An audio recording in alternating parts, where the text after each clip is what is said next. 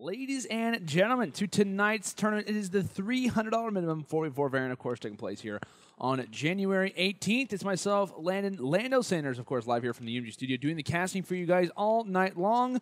Before I throw up, after looking at Fero's point of view, I'm just joking, of course. But no, we obviously are hopping in here to our first quarterfinal matchup between Yo, I'm not exactly sure. Every single team name is basically Yo, but of course we'll be calling them the X-Doom Clan roster for this evening, as they're going to be facing off against the guys from SJH, which of course is Rampy's team, and kind of label off the players, of course, those who can't read the scoreboard are just not really fully aware. X-Doom Clan, of course, is Ricky, Bevils, Fero, and Decimate, and from the side of SJH, we have Rampy, Lyric, Vicious, and OogTheLegend. And of course, hopping off here on map number 1 in our best of 3, of course, best of 3s throughout the night.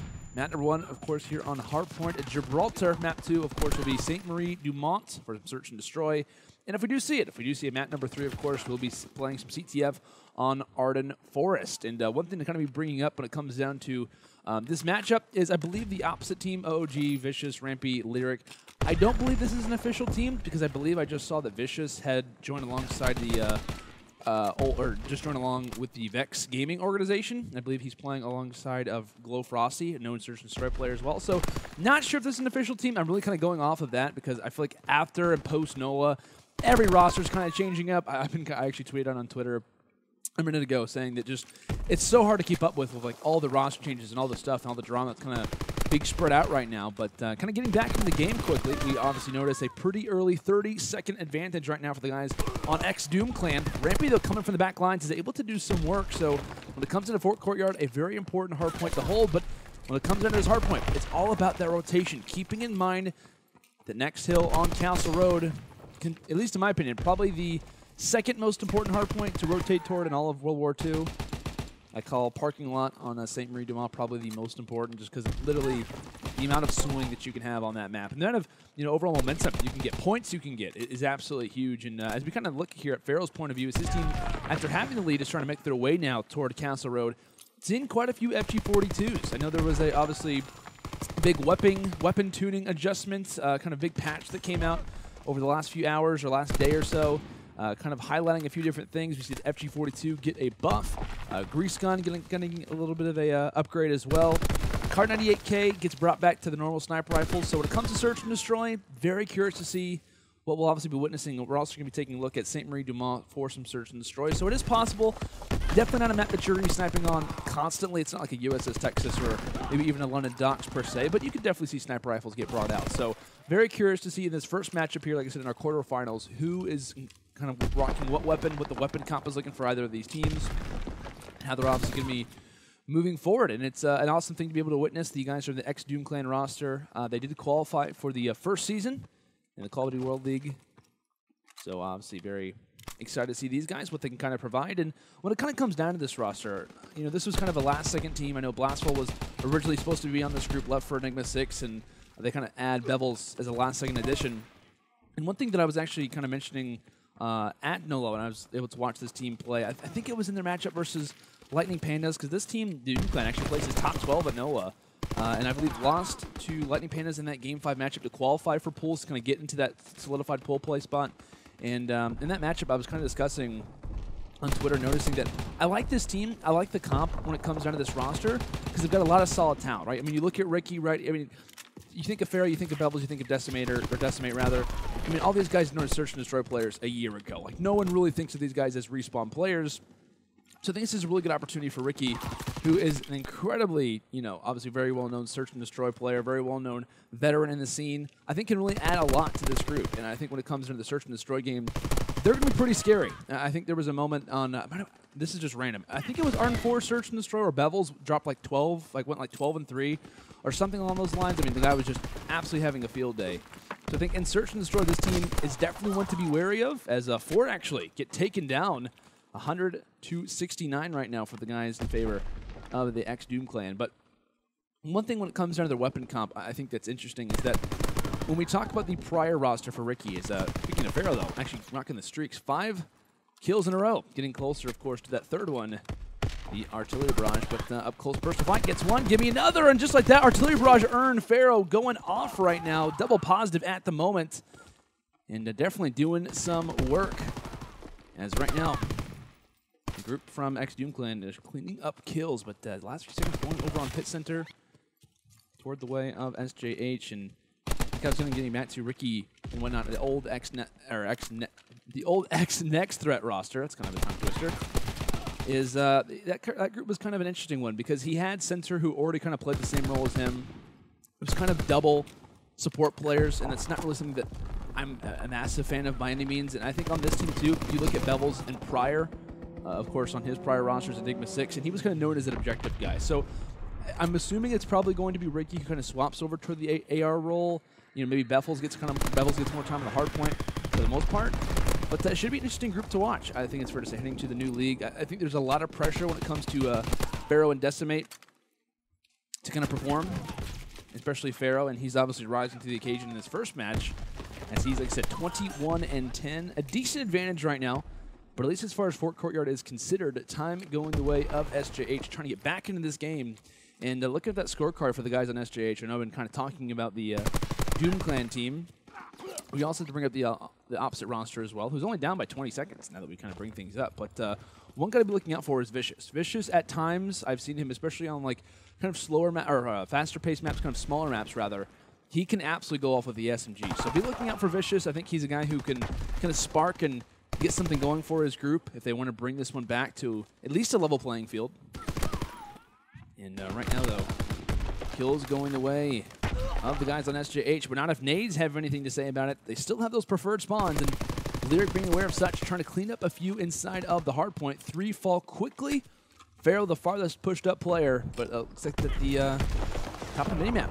The artillery barrage coming in. This is going to make things very, very awkward. Artillery barrage kind of acts as a permanent kind of mortar strike, if you will, a permanent bomb that's going to be taking place over and over and over again. And as much obviously as it is a positive for the team who has it, it's also a negative because they also can't get in the hill, as we get to see a team kill come in there. Decimate tried to hop inside of the hard point, but fortunately for him, he was dead to rights pretty quickly. So off that rotation toward Back Castle Road. It's the guys from SJH who now have the advantage. And I know a lot of players were kind of discussing, when it comes into turret, which side is the more preferred to kind of hold. And I think it's fair to say now it's comms building. There was a long time until the beginning of this game, and once the FG meta kind of switched around and people started to realize the overall positioning, generally when it comes into turret, you want to be holding the side of comms building. You would be holding the current side that the guys from SJH are on, just because it's a lot easier to kind of get mid-map control. It's a lot easier to kind of station someone inside of that top comms building. And, you know, obviously it previously was cave because you can kind of flood in players a little bit easier, but there really is no cover fire for the player that's inside of the hill, especially if you have someone kind of shooting down at you from multiple point of views. So with that in mind, rotation's getting ready to end inside of turret. Still an advantage right now for the guys on SJH, but the last few seconds, the last scrap points going the way of the Doom Clan team. As Decimate being aware of those spawns, that's very important for him. Yeah, I believe he kind of tries to make that late rotation there through bottom arches, try to go for those spawns. He gets cut out. And it's not a surprise whatsoever, like I said, that the FGs are being brought up, especially on this map. I think it's fair to say probably seeing more FG play than we previously would, just because this is a map that really favors that. But at least for now, a very close, tight game as Rampy locking down some time in the hill. This guy actually was played in our 3v3 Search and Destroy tournament last night. Actually won. The guys from Lethal Gaming, ended up taking it and played very, very well. One thing that I really like about Rampy's play is how smart he was with his score streaks, and that's obviously something to kind of keep in mind. Very talented gun skill player. Definitely kind of rely on that quite a bit of the time, and that's obviously a fantastic addition to have. A smart Search and Destroy player can really get things done. I think this is going to be a very heavily contested fight based on who wins the hard point. Search and Destroy honestly could go either way. Kind of favoring the guys from the Doom Clan probably more just because of their prior history, but regardless though, looking on, it's all about who can get the advantage. Fort Courtyard obviously does spawn up. Decimate are getting some free time in the hill, and Ricky watching the back lines. Rampy trying to make a little bit of a flank. The nade gets tossed out. Hit markers don't happen, and just like that, Ricky ends up falling. So take a look at that minimap. Player number 3 now has an easier lane to try to make his way forward. It looks like he actually jumps up on the ladder and tries to go for the flank around, but does get the assistance. Kills going the way, though, of Doom Clan. as Fero is able to kind of spawn back up with his group. A last-ditch effort here coming in from the guys on SJH. Can they make it happen? Bevils lingering through mid-map, and I like this play actually coming in from Decimate and Bevils, kind of having some mid-map pressure as they're going to kind of go on that quick rotation now toward Castle Road, trying to initiate spawns. This is where we can easily see one team who holds the spawns for this hill can absolutely take this lead and run with it. As lead swaps yet again, DoomClan with it in their favor. Fero grabbing the scrap points, and of course now exiting out of that hill. And I like the play for actually Fero to linger inside of the hard point. He's the only designated solid AR on this team. For the most part, like I said, Decimate kind of the third SMG, as I believe he also just earned streaks, so that's very important to hold. You see him kind of rocking those off the break. Streaks coming in from Decimate from above, as we'll see if those can find anything. Glide Bomb comes through, does take out one, but you see how far back they're spawning. Such a far back spawn, and right now this is kind of a no man's land, essentially, is this lower street. As 3 kills go down, these streaks, while they are important, they're not really getting a whole lot done. Because as those kills come down through quick succession, there's no one there to follow up on it. So the fighter pilot obviously does dividend. It does some work, but in the end, it doesn't do enough. And off that rotation coming in now toward turret, Rampy trying to make that rotation quickly as now 30 seconds rather, toward the way of SJH, trying to make the rotation forward. Rampy taking out another one alongside of the assistance from OOG. Hopping inside of the hard point, the fighter pilot now coming from the opposite team. That one coming in from Lyric, as he's also now on a 6 spree. In total, a 10 streak right now coming for the SJH. Can they make it 13? No. End up starting to fall. Here comes some more streaks. How much damage can they do? It looks like Lyric does take out Decimate. And now it's an all-out battle to see who can hop inside of the hardpoint. The spawns have flipped, and right now it's the ex-DoomClan roster inside of the hardpoint. Bevils trying to get some work done, get some assistance as 2 drop. Can they take the lead? Can they at least get the advantage? Or is this hardpoint the final one of this map? Ricky trying to get involved, but 3 fall quickly, and just like that, 2 players in the back lines, do they even have enough time to get here? Is the question. You need to toss out nades. Here come the streaks from above as Lyric is able to shut down Bevils. Only 7 more seconds left, and right now, ex-DoomClan just trying to weather the storm. As yes, they are going to at least force the rotation. And let's take a look at player number 6. Bevils already here off that rotation. They can absolutely do this, but he has to be aware of where the players are coming from. Drops one, can't drop the second. OogTheLegend is there. Decimate coming from that side. He's able to pick him off, but here comes Rampy. Can Rampy find 3? But no! Decimate with a huge 1 versus 1 lead now back toward the side of ex-DoomClan. Can anyone hop inside of this hardpoint is the question. Yes, 2 coming from the skies. Ricky takes out another. 1 last player in their way, and just like that, this one is done. A 6-second game to decide out how this first hardpoint closes. And back and forth it went as lead change after lead change. But it will be the ex-DoomClan team who obviously takes map number 1 and are now in a pretty good spot heading into some search and destroy, of course, on St. Marie du Mans, as this is going to be a very interesting one to watch.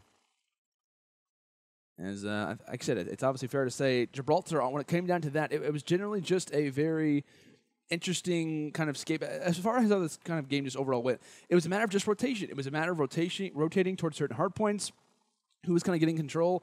Early on in this match, we saw Castle Road be a very, very big kind of importance factor for the guys on SJH. I think it's fair to say that's the reason why they had the lead the way that they did. They were kind of holding on to that throughout a lot of this match, and obviously it kind of comes down to the end, that rotation toward turret. For a long time, it was ex-DoomClan who were kind of coming off that rotation. Fero was kind of getting the last few seconds of scrap points, kind of heading into that hill.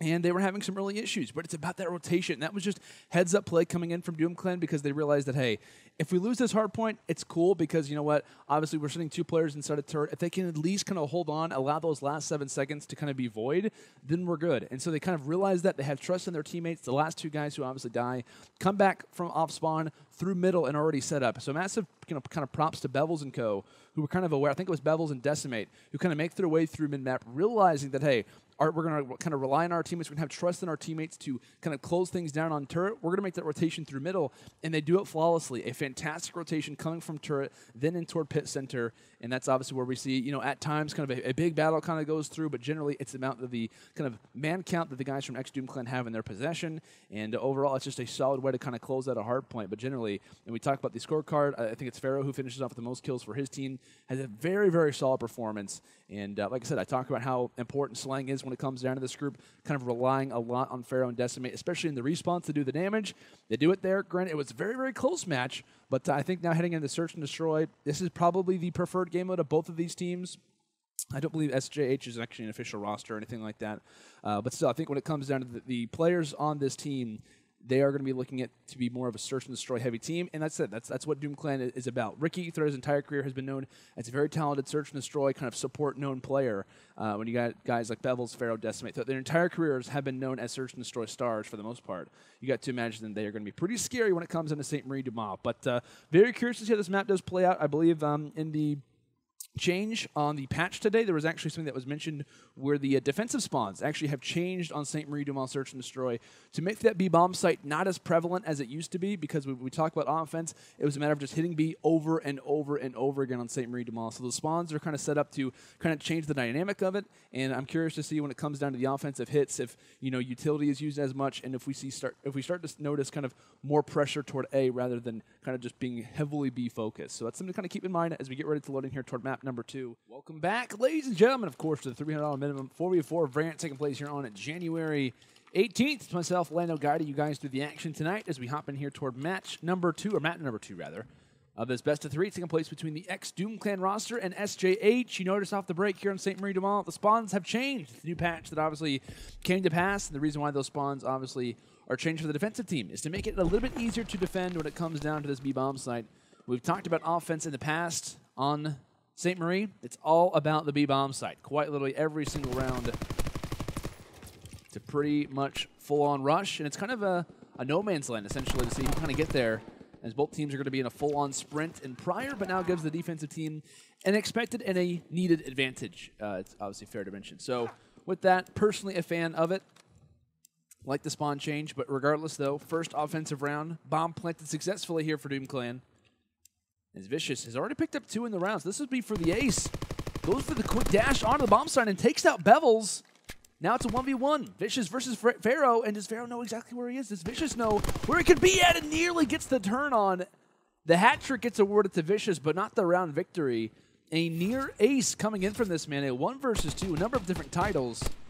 But it's Fero to take it away from him. The FG42 coming out to play. And it's fair to say that Fero kind of getting instead of that back radio tower position, kind of caught Vicious off guard. He kind of had a little bit of an idea where he could have been at, but regardless, it's a round secured. So on offense, execution, I think this changes the map a lot because at least on offense, it's a lot more difficult to rotate toward that kind of preferred B-bomb site. And now it's either a lot more important to kind of use that utility. As we speaking of that, the nade comes through for OogTheLegend off the start, taking out Decimate, but Ricky and Fero are there to kind of change things up quite a bit as Vicious on the flank, yet again, trying to do his own thing, and does get dropped for it. So offense and defensive round secured for the guys on Doom, as it was quite literally just kind of a full-on turnaround for Fero and Ricky on this site.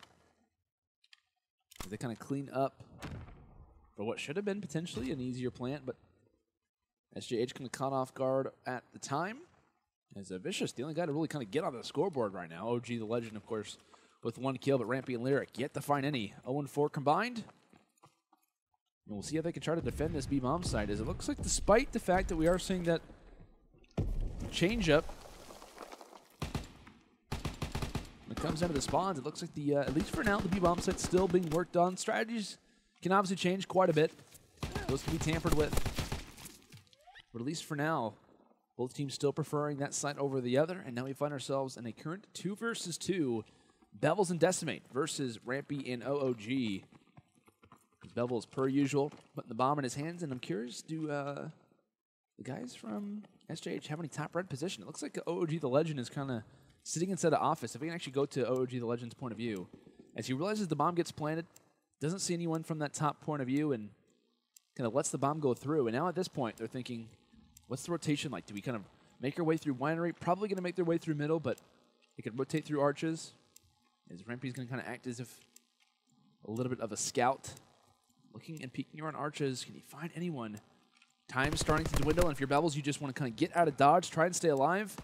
Pinch comes in, works out successfully. However, it is a trade, And Rampy immediately hopping on the defuse. Is Decimate aware of this? Decimate not check this. But Rampy realized that he is right around the corner, doesn't have enough time to go for the defuse. So in a certain situation, I think Rampy could have had an opportunity to get the sneak defuse. I think there was maybe a second where potentially it wouldn't have worked out. But I think in the end, it's a smart decision. You know, granted, obviously, Rampy's team is now down 0-3. But not being aware of Decimate's position, he obviously hops off the bomb to secure the kill, and that obviously allows him to continue on with his spree as far as score streaks could be considered soon. As he's about halfway there. So I respect the decision there for Rampy. Definitely a risky effort to try to hop on the defuse, but obviously gets one positive out of it. As Lyric making his way through bottom, catches off Fero. First blood going the way this time of SJH. However, Bevils gets met after finding the headshot onto Lyric. The trade comes in, and now a 2 versus 2. Yet again, the team of SJH, the offensive teams rather, really focusing a lot on that B bomb site still. And now the question being, how does, or no, excuse me, on the A site this time, but how does the guys from X Doom Clan retake this? It looks like player number 3 coming through mid, getting ready to be in a fight, and actually ends up dropping Ricky there for a trade, though. And now with 15 seconds left, this is just such a awkward scenario for Ricky. He's not going to have enough time to go for anything. He's just a matter of trying to go for a kill. Rampy comes around the corner, and Rampy does stay alive. So keeping in mind, if we can actually go to Rampy's point of view really quick, how close is he towards streaks? So not very far off. Very, very close. So while they do secure this round, along with the bomb actually exploded. I didn't think about that. So the bomb, it does explode. He does earn streaks off of that. So major props to Rampy, because if he ends up dying in that scenario, that is such an awkward situation where they find themselves in. But coming this next round, streaks obviously in the back pocket there for SJH. We'll see how they've been to kind of use those. As the next offensive one gets made toward the B-bomb site, player number 6 into the top red decides to back up. So full control of red, and they're giving them full control of this. The nade gets tossed out from Vicious, but that's not a point of view that's used very often. Lyric throws a nade onto the bomb. That one misses, and also is a little bit too late, but here come the streaks. This is what they're relying on, and it will work out successfully as 3 come in for Rampy. A huge turnaround in this round, and just like that, OogTheLegend on the bomb site will take out the final man. Ricky has Rampy on a 7 spree at the moment. OogTheLegend trying to get closer to some streaks as well. But that's a very interesting round, and I really wasn't thinking that they were going to use it off the break. Of course, it's a perfect time to kind of utilize those. We were kind of talking about positioning, how they weren't really in a preferred spot, but the reason why they're doing it is because they want to try to stay alive. They don't even want to be in the line side of where that fighter pilot could kind of come down. So I think it's also a smart strategy, because I think that the reason they don't kind of focus a lot of attention in that B-bomb side, of course, Rampy's team, is because they want to kind of make it seem as if, hey, this is wide open. We got to take advantage of this kind of gap inside of the bomb site. So X Doom Clan is kind of ready there to grab the bite, to kind of grab the bait, rather. And Lyric holding on this radio tower does take out one, gets some shots onto Ricky. 2 kills coming in fast. As Fero going for the jump shot. And Vicious exchanging some words. As he will get picked off there. As I believe it was 3 rounds in a row, actually, the way of Doom Clan. And just like that, 3 rounds in a row, SJH staying up. Staying about. They won back-to-back-to-back rounds. Feeling pretty good, feeling pretty confident, I think it's fair to say. And kind of keeping in mind the scape of this series, the landscape of how things have been going. It was, like I said, it was the guys on Doom Clan who won Hardpoint on Gibraltar, 250 to 244. So only a 6-second game that decided the outcome of it. And now looking on, it looks like a smoke gets tossed out. That actually might have been a stun. I think that was a little bit too slow of a smoke. So stun, I believe, gets tossed out. Could have been a smoke, but not exactly sure. At least some utility from Rampy getting utilized. And here comes a murder strike, being fully aware of such. X Doom Clan decides to back up, and Ricky yet again finding an entry kill into this B-bomb site, doing the work that he has to. It's Fero also adding a +1 to this round. OogTheLegend and Lyric kind of hanging back and probably trying to play for a pick. This is their best opportunity to really find something. But if you notice, Decimate kind of lingering through mid-map. is going to take out OogTheLegend. Smart positioning, and I believe the final player drops very fast as well. And smart play coming in from DoomClan. They obviously realize the streaks that are going to be coming through. They kind of play this round a little more passively, wait for the mortar strike to pass. And once it does, they make the picks happen. And generally, I mean, you're looking at this round and you're saying, well, you know, the streaks obviously get utilized from SJH, but it's DoomClan who kind of has the advantage in it. I mean, it's one guy who kind of rounds the corner after the mortar strike doesn't find any kills, and Ricky's there for the pick. So kind of a odd situation that we see from SJH. They kind of have the mortar strike. They have the advantage already coming into this round, and they don't really use it the correct way. They kind of just try to bait the B-bomb site, trying to make players at least have a delayed offensive push, but in reality it doesn't work out at all. So after a 3-round swing, DoomClan does take firm control back of this lead at now 4 rounds to 3. And it looks like the offsite being utilized here on A. Lyric yet again finding himself in a decent position on the flank, and Fero being fully aware of such. Goes for the pre-fire, but Lyric, the hip-fire shots are much more prevalent. They're much more strong. And now a 2 versus 2, Bevils and Ricky left to try and retake this. Ricky being very careful, trying to round this corner. Probably has an assault rifle in his hands. Lyric does not have a stun. Ricky does have a... Actually, no, does not have an 8 anymore. Vicious finds one. And just like that, Lyric feels confident around the corner. And I understand the positioning. I understand kind of wanting to go for the kill there. I'm not sure how close he was to streaks or anything like that, but still interesting fight. Vicious is going to escape with this round, fully aware of what he's on. And Ricky, as soon as this bomb goes kaplow, he's trying to find where Vicious is at. He's trying to get the advantage to try to advance his streaks, but in the end, not going to go his way. So 8 rounds down, 4 apiece for, of course, these two sides. As far as the outliers right now, it's Fero leading the way at 9 and 6. He's dominating in the hard point. He's still translating the numbers in the search and destroy. As the nade gets brought out, Fero going for a very quick rush, but Rampy reading him like a book. Does pick him off. And at least if you are the guys on DoomClan, you at least have a positive. Bevils does get a nice nade. Keeping in mind, though, I mean, basically every single offensive round for the guys on DoomClan, we've seen a plant go down for Bevils. Decimator knows where Rampy is, but he doesn't go to engage. And the reason why he doesn't is because he realizes the head glitch that is possessed, but that's Rampy who's actually inside of this office area. So if Decimator would have gone for the challenge, the streak either wouldn't have been called in, or there wouldn't have been a player to shoot back because he's already in the skies. He's utilizing the streak. So Decimate doesn't know exactly who was in that top building. He's not sure if it was Vicious or Rampy. And so with this, Decimator could get some good timing here. Player just around the corner and just might have missed him. I believe Rampy does spot his position, and somehow the quick reaction from Decimator will at least yield the shots. Gets a few hit markers. That was just a very fast reaction time. And right now, if you're Decimate, it'd be a fantastic idea to kind of hop inside that top red position because these two guys coming from mid, they've made it through, but there's one guy on the bomb. That's going to be Ricky. He ends up dropping, gets traded out. And this is the awkward scenario of kind of planning on this A bomb site, is that you can get sneak diffused on at any moment. And Rampy going for the decision. Do I go for it? They're trying to bait Decimate out, and he's going to do that exactly. Decimate coming around the corner, and he's going to win the fight. Rampy, very smart play. Gets the ace in the round. Now looking at 11 and 4 and gives him the quick nod, saying, why would you challenge on this site? You really think I'm actually going to go for a sneak defuse, my friend?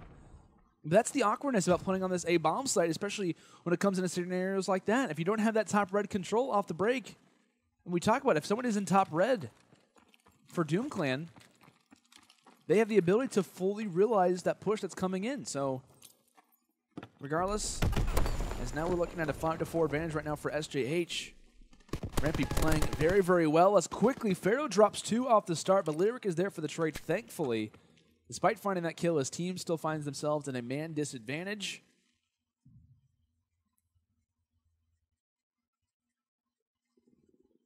We'll see how they try to play for this. Vicious and Lyric very passive, waiting for a pick.